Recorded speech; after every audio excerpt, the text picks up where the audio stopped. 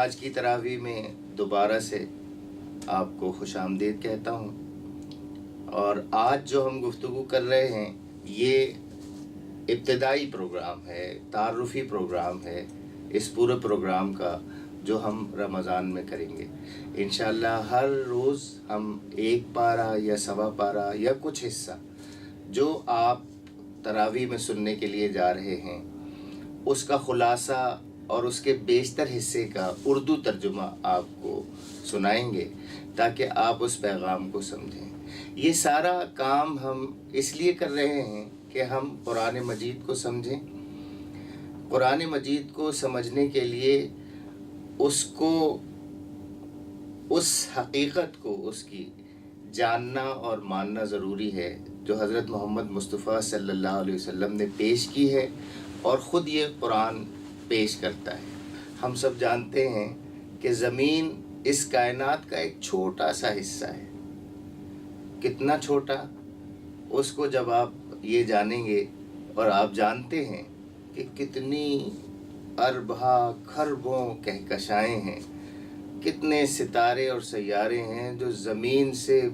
ہزاروں گنا بڑے ہیں۔ زمین ایک چھوٹا سا نقطہ ہے، ایک چھوٹا سا حصہ ہے۔ خداوند عالم نے جو اس ساری کائنات کا خالق، مالک اور فرما روا ہے، اپنی بے پایہ مملکت کے اس چھوٹے سے حصے زمین پر انسان کو پیدا کیا، اسے جاننے، سوچنے اور سمجھنے کی قوتیں دیں، بھلائی اور برائی کی تمیز دی، انتخاب اور ارادے کی آزادی عطا کی، تصرف کے اختیارات بخشے اور فی الجملہ ایک طرح کی خود اختیاری دے کر اسے زمین پر اپنا خلیفہ بنایا۔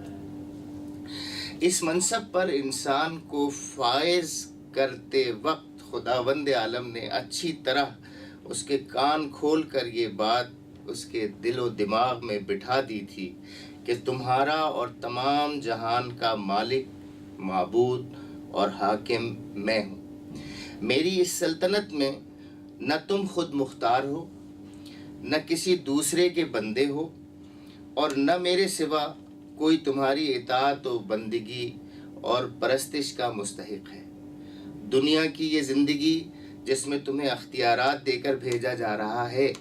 دراصل ایک امتحان کی مدت ہے جس کے بعد تمہیں میرے پاس واپس آنا ہوگا، اور میں تمہارے کام کی جانچ کر کے فیصلہ کروں گا کہ تم میں سے کون امتحان میں کامیاب رہا ہے اور کون ناکام۔ تمہارے لیے صحیح رویہ یہ ہے کہ مجھے اپنا واحد معبود اور حاکم تسلیم کرو۔ جو ہدایت میں بھیجوں اس کے مطابق دنیا میں کام کرو، اور دنیا کو امتحان کی جگہ سمجھتے ہوئے اس شعور کے ساتھ زندگی بسر کرو کہ تمہارا اصل مقصد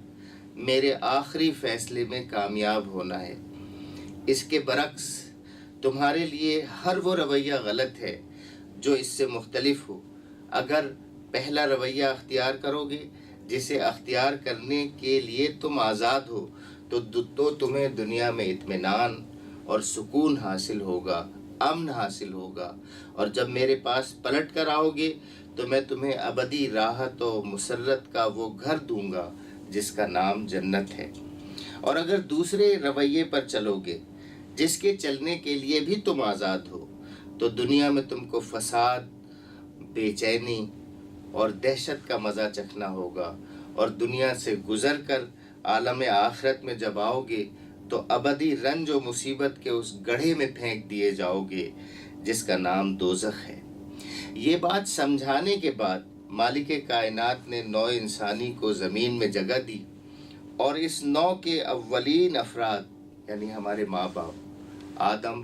اور حوا علیہ السلام کو وہ ہدایات بھی دیں جس کے مطابق انہیں اور ان کی اولاد کو زمین پر کام کرنا تھا۔ یہ پہلا جوڑا جہالت اور تاریکی کی حالت میں پیدا نہیں ہوا تھا، پوری روشنی کے ساتھ اس زمین پر آیا تھا، اور خدا نے زمین پر ان کی زندگی کا آغاز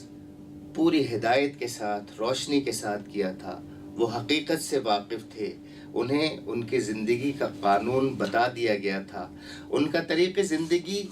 خدا کی اطاعت یعنی اسلام تھا، اور وہ اپنی اولاد کو یہی بات سکھا کر گئے تھے کہ وہ خدا کے اطاعت گزار یعنی مسلم بن کر رہیں۔ لیکن بعد کی صدیوں میں رفتہ رفتہ انسان اس صحیح طریق زندگی سے منحرف ہو کر مختلف قسم کے غلط رویوں کی طرف چل پڑے۔ انہوں نے غفلت سے اس کو گم بھی کیا اور شرارت سے اس کو مسخ بھی کر ڈالا۔ انہوں نے خدا کے ساتھ زمین و آسمان کی مختلف انسانی اور غیر انسانی خیالی اور مادی ہستیوں کو خدائی میں شریک ٹھہرا لیا۔ انہوں نے خدا کے دیے ہوئے علم الحقیقت یعنی وحی میں طرح طرح کے اوہام اور نظریوں اور فلسفوں کی آمیزش اور ملاوٹ کر کے بے شمار مذاہب پیدا کر لیے۔ انہوں نے خدا کے مقرر کیے ہوئے عادلانہ اصول اخلاق و تمدن یعنی شریعت کو چھوڑ کر یا بگاڑ کر اپنی خواہشات نفس اور اپنے تعصبات کے مطابق ایسے قوانین زندگی گھڑ لیے جن سے خدا کی زمین ظلم سے بھر گئی۔ خدا نے جو محدود اختیاری زندگی خود اختیاری انسان کو دی تھی، اس خود اختیاری کے ساتھ یہ بات مطابقت نہ رکھتی تھی کہ وہ اپنی تخلیقی مداخلت سے کام لے کر ان بگڑے ہوئے انسانوں کو زبردستی صحیح رویے کی طرف موڑ دیتا، اور اس نے دنیا میں کام کرنے کی جو مہلت انسان کے لیے اور مختلف قوموں کے لیے مقرر کی تھی، اس کے ساتھ یہ بات مطابقت بھی نہ رکھتی تھی کہ اللہ سے جیسے ہی بغاوت پیدا ہو وہ انسانوں کو ہلاک کر دیتا۔ نہیں،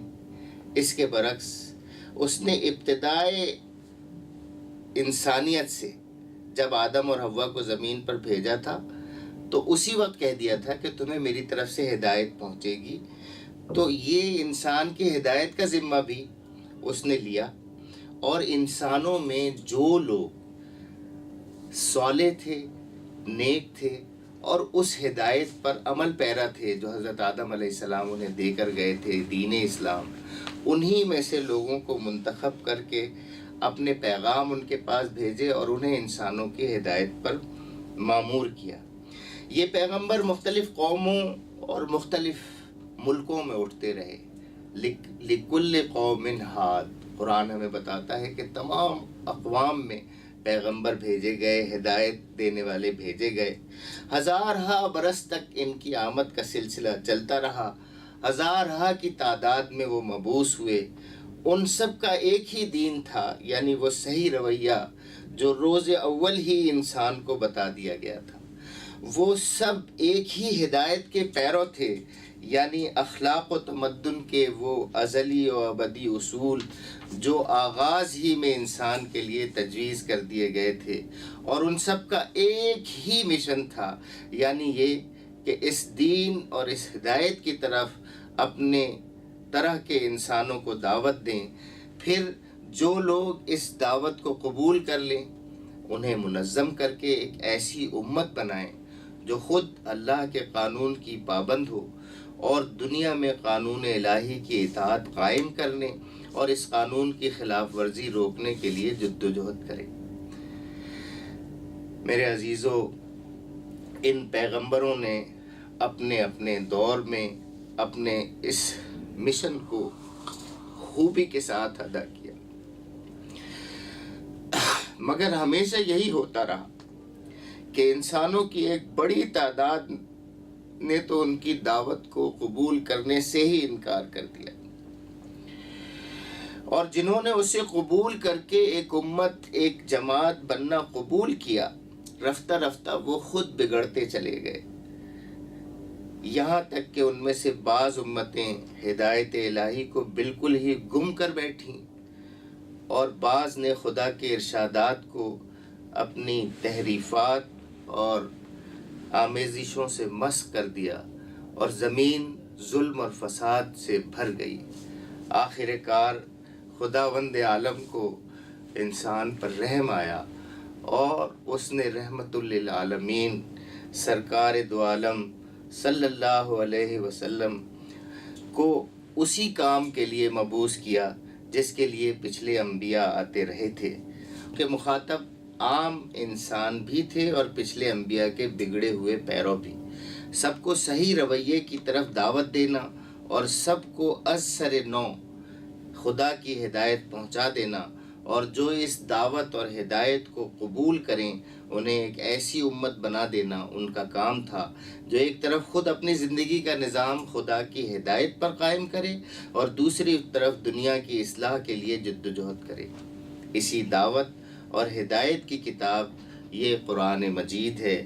جو اللہ نے محمد مصطفیٰ صلی اللہ علیہ وآلہ وسلم پر نازل فرمائی، اور جس کے مضامین کو